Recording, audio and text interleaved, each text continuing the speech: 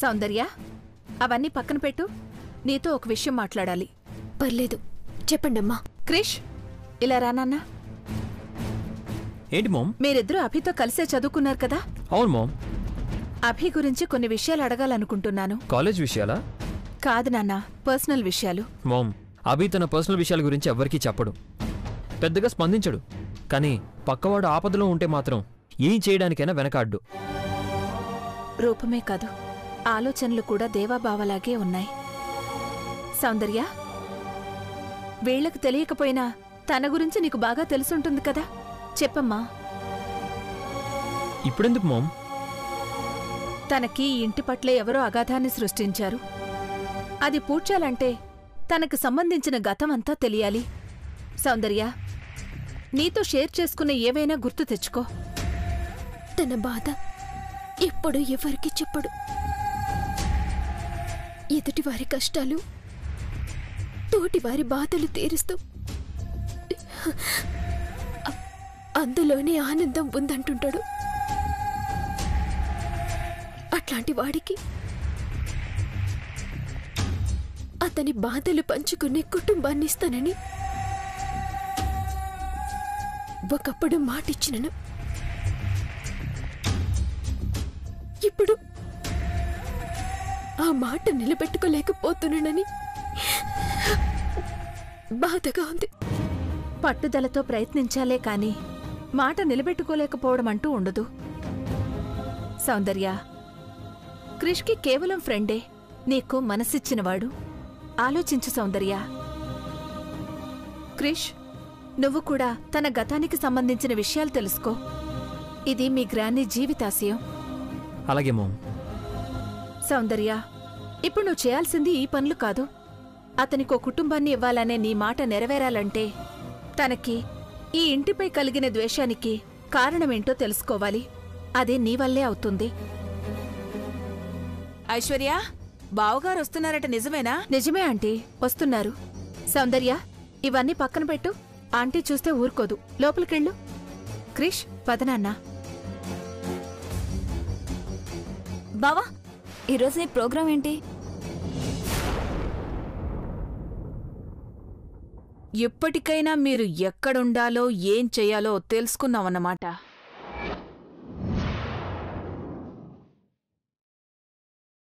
హాల్లో ఏదో చేస్తున్నట్టు ఈ బిల్డప్ ఎందుకు? ముందెళ్ళి గదులు శుభ్రం చెయ్యి. వెళ్ళో.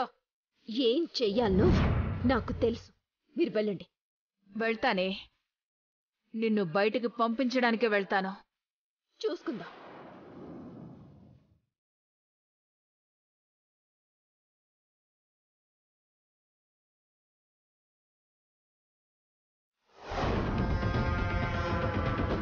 నన్నే వెళ్ళిపో అంటావా? ఇప్పుడు చూడవే, నేను ఎక్కడికి వెళ్ళమంటే అక్కడికి వెళ్తావు. భవానీ, సౌందర్య తన రూమ్లో ఒక్కరితే ఉంది. చైత్ర, స్మార్ట్ ఫోన్లు వచ్చాక ఆడవారు మగవార్లా, మగవారు ఆడవార్లా మాట్లాడేస్తున్నారు. అంతెందుకు, ఆడా మగా కాని మాడాలా కూడా మాట్లాడేస్తున్నారు. అభిలా పోల్చి మాట్లాడడం అంత కష్టం అనుకుంటున్నావా?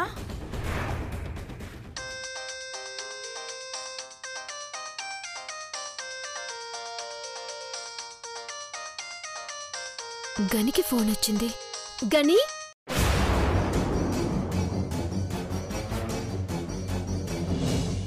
ఫోన్ లిఫ్ట్ చేయడం లేదు చైత్ర. ఇంకోసారి చేయి భవానీ.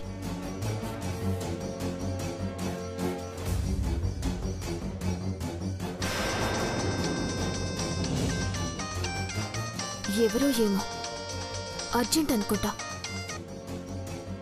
హలో. హలో, నేను సౌందర్య, నీ అభిని.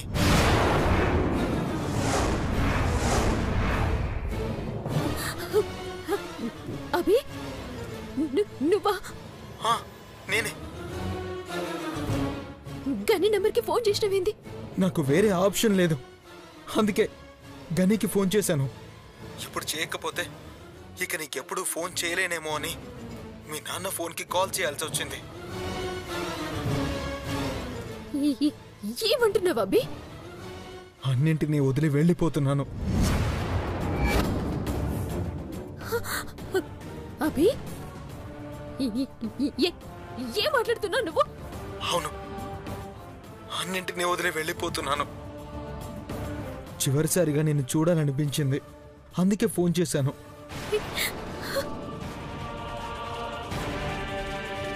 నిన్ను కలవకుండా ఉండలేను, అందుకే జైలుకు వెళ్ళాలనుకున్నాను.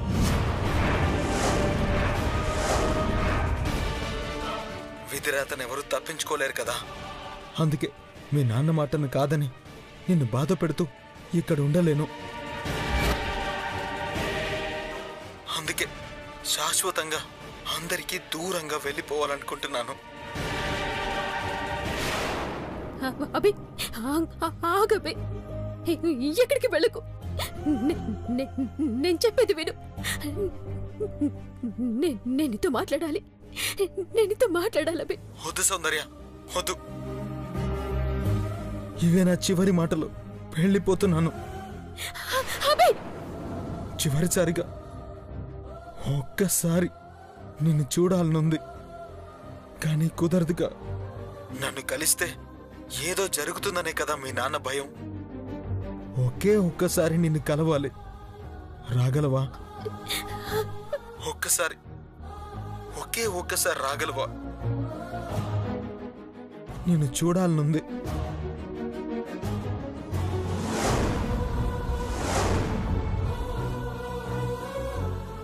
అభి, అభి, అట్లా అనకభి.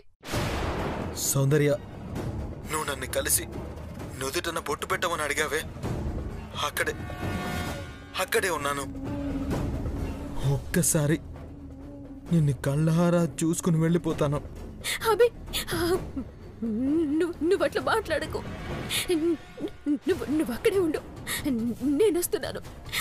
నేను నీతో మాట్లాడతాను అభి. వస్తావుగా? వస్తా, నేనొస్తా.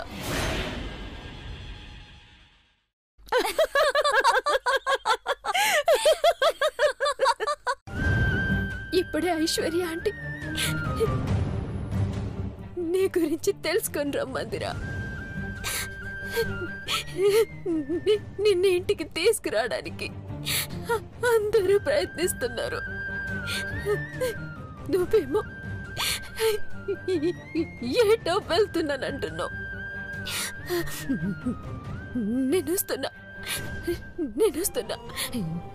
ఎట్లనైనా సరే నేను వెళ్ళకుండా ఆపాలి.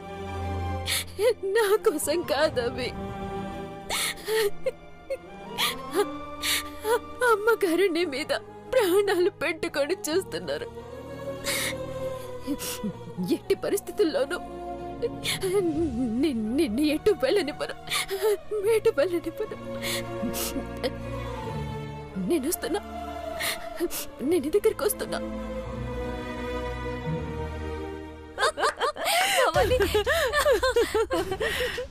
సౌందర్య, ఒక్కసారి నిన్ను చూడాలనుంది. చైత్ర, సౌందర్య ఇప్పుడు వెళ్తుంది చూడు. భవాని, యాక్టింగ్ చించేసావు. అపరిచితుల్లా అదరగొట్టేసావు తెలుసా? ఇప్పుడు కాదు చైత్ర, 25 ఏళ్ల కిందట ఈ భవానీ ఎలా ఉందో చెప్తే కాదు, చూస్తే తెలిసేది. ఇప్పుడు చూపించావు కదా భవాని. వామ్మో, ప్రేమికుళ్ళ అదరగొట్టేసావు భవాని. నిజంగా అభి కూడా ఆ ఫీల్తో చేశాడో లేదో కానీ నువ్వు మాత్రం అది ఇంటి నుంచి బయటికి వెళ్ళగానే మన పని మనం చెయ్యాలి.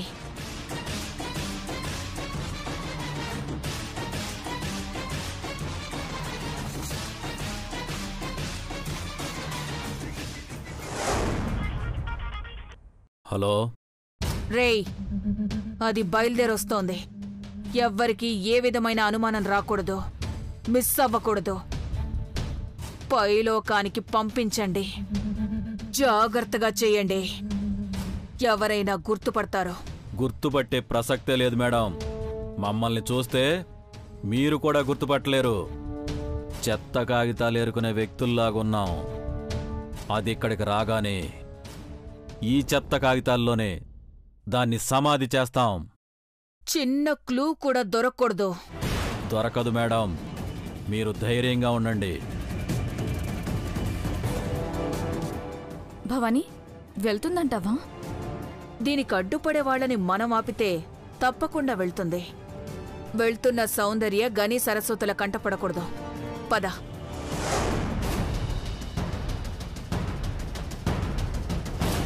సౌందర్య, తుడవటం అయిపోయిందా? అయిపోయింది. అయితే కిచెన్లోకి వెళ్ళి కూరగాయలు కట్ చేయి. సౌందర్య, ఇది నీ ఇంటి పని అనుకో. అమ్మ చెప్పినట్టు వినుపో.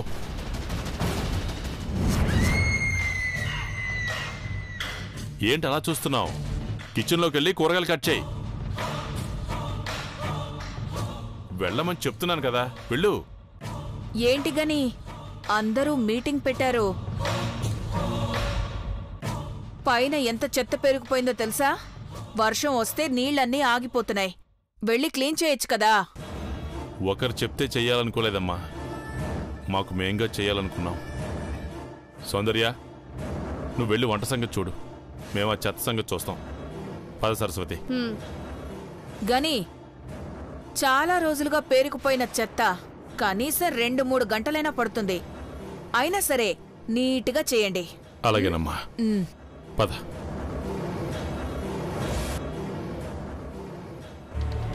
మా వాళ్ళ పట్ల నీకున్న కోపం కూడా ఇట్లా నా అభి కోసం పనికొస్తుంది.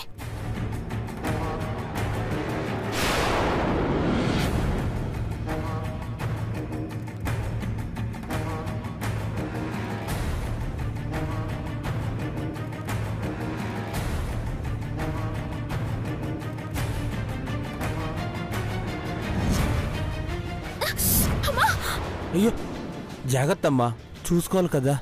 మీకెందుకీ పనులు? నేనున్నాను కదా, ఇవన్నీ నేను చేసుకుంటాను. విజయన్న, నేను ఒక అరగంటలో వస్తాను. ఈ వంట సంగతి మీరు చూస్తారా? సరేనమ్మా.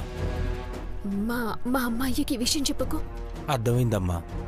ఆ బాబు దగ్గరికే వెళుతున్నావు కదా, వెళ్ళమ్మా. ఈ వంట సంగతి నేను చూసుకుంటాను.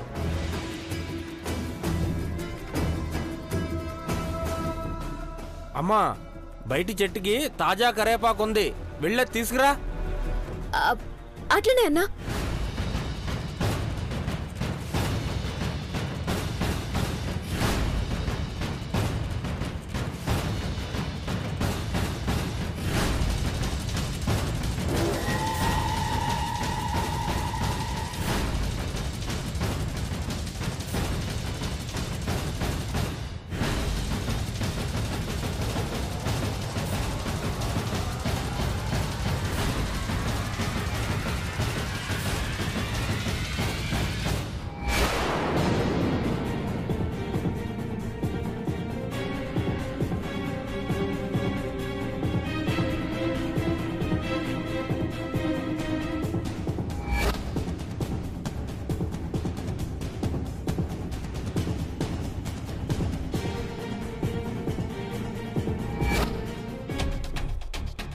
సౌందర్యని పంపించాల్సిన చోటుకి పక్కా ప్లాన్తో పంపించాం.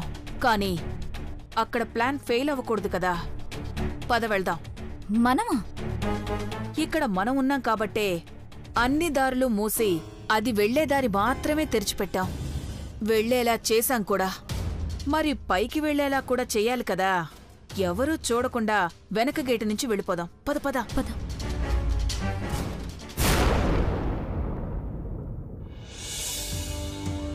సూర్య, మీరు గట్టమనేని మహేంద్ర గారు. ఓ మీరా? నమస్తే సార్. నమస్తే. చెప్పండి. సూర్య, అభితో పాటు ఇక్కడ ఉండేది నువ్వేనా? నేనొక్కడే కాదు సార్, నాలాంటి కొన్ని వేల మంది అనాథ పిల్లలు వాడి నీడన తలదాచుకుంటున్నాం సార్. నీకు అభి అంటే ఇష్టం అనుకుంటాను. కాదు సార్, వాడంటే ఇష్టం కాదు సార్, ప్రాణం. ఇక్కడ ఏ బాబుని అడిగినా కానీ ఇదే మాట చెప్తాడు.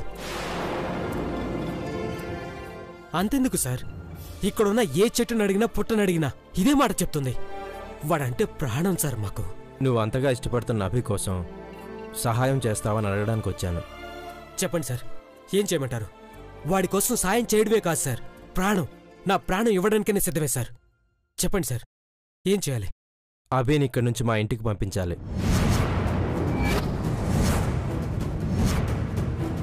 ఏమంటున్నారు సార్? అవును సూర్య, అభిని తన ఇంటికి తీసుకెళ్ళడానికి నీ సాయం కావాలి. ఇక్కడ కొన్ని వేల మంది అనాథ పిల్లలను అక్కున చేర్చుకున్నాడు అభి. అక్కడ కొన్ని వేల కుటుంబాలకు జీవితాన్నిచ్చిన దేవత అఖిలాండేశ్వరి మేడం. అలాంటిది మేడం గారిని అభి జీవితకాల శత్రువుగా చూస్తున్నాడు.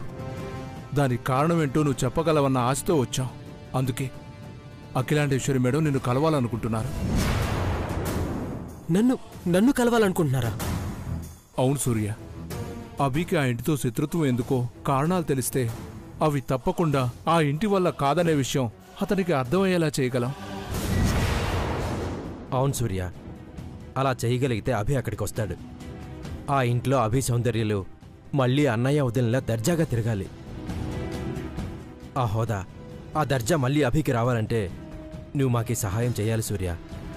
తప్పకుండా సార్, తప్పకుండా సాయం చేస్తాను సార్. అభి అనాథగా మిగిలిపోకూడదు. ఆ ఇంటి వారసుడిగా వెలగాలి అంటే తన వెనకున్న కథ ఏమిటో, ఆ ఇంటిపై తన కక్షకు కారణమేంటో తెలిసిన ఒకే ఒక వ్యక్తివి నువ్వే సూర్య. ఆస్తి అంతస్తుల మీద వాడికి మమకారం లేదు సార్. అభి సౌందర్యలు ఒకటవుతారంటే ఏం చేయమన్నా చేస్తాను సార్. నాకు తెలిసినవన్నీ చెప్పేస్తాను. చెప్పు సూర్య, ఆ విషయాలు తెలుసుకోవడానికే ఇక్కడికొచ్చాను. ఇక్కడ కాదు సార్, అఖిలాండేశ్వరి మేడం ముందు చెప్తాను. సరే పద. ఒక్క నిమిషం, ఈ విషయం అభికి తెలియకూడదు. తెలిస్తే నన్ను కూడా అక్కడికి రానివ్వడు. సూర్య,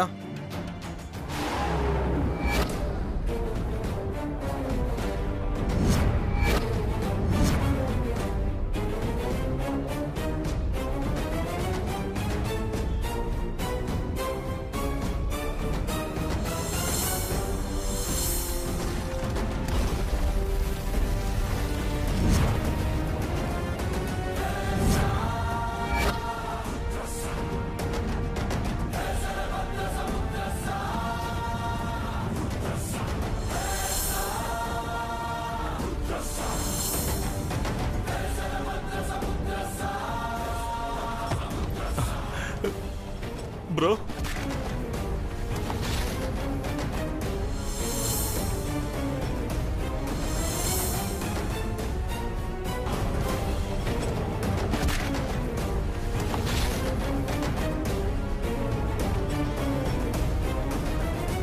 ఘట్టమనేని అఖిలాండేశ్వరి గారి చిన్న బాబు ఘట్టమనేని మహేంద్ర భూపతి రాజావారు. ఎలా ఉన్నారు? ఏంట్రా ఏదో రాలేను రానివ్వడు అంటున్నావు? వాళ్ళు నిన్ను వాళ్ళ ఇంటికి రమ్మంటుంటే రాడని చెప్తున్నాను రా, అంతే. అభి, నిన్నిలా చూస్తుంటే 25 ఏళ్ల క్రిందట నా అన్నను చూసినట్టు అనిపిస్తుంది అభి. పదాభి, మన ఇంటికి మనం వెళ్దాం పదాభి. మామ ఎప్పుడు ఎవరిని ఏది అర్థించలేదు. మామ తరఫున నేను అర్థిస్తున్నాను అభి. నీ ఇంటికి నువ్వు రా అభి, పదాభి. అవునభి, ఒక్కసారి ఆ ఇంటికొచ్చి చూడు. నిన్ను చూడాలని కోట్ల రూపాయలు అలా నీ ముందు పోసారే తప్ప నిన్ను పట్టుకోవాలని పోలీసులకు అప్పచెప్పాలని కాదు. అసలు ఆ పోలీసులు మీడియా ఆ సంగతే తనకు తెలియదు. అలాగే ఇంతకు ముందు కూడా నీ జీవితంలో మామ్ వల్ల ఏదో జరిగిందని మీరు అనుకుంటున్నారే, అది ఖచ్చితంగా మామ్ వల్ల జరిగింది కాదా అభి. ఎందుకంటే మామ్ నాకు తెలిసి ఏనాడు ఏ తప్పు చెయ్యలేదు, చెయ్యదు కూడా. అయినా ఇదంతా నేను నీకు చెప్పడం ఏంటి అభి? అది నీ ఇల్లు, నీ ఇంటికి నువ్వు రా అభి. ఎవరిల్లో ఎవరిల్లో ఎవరిల్లో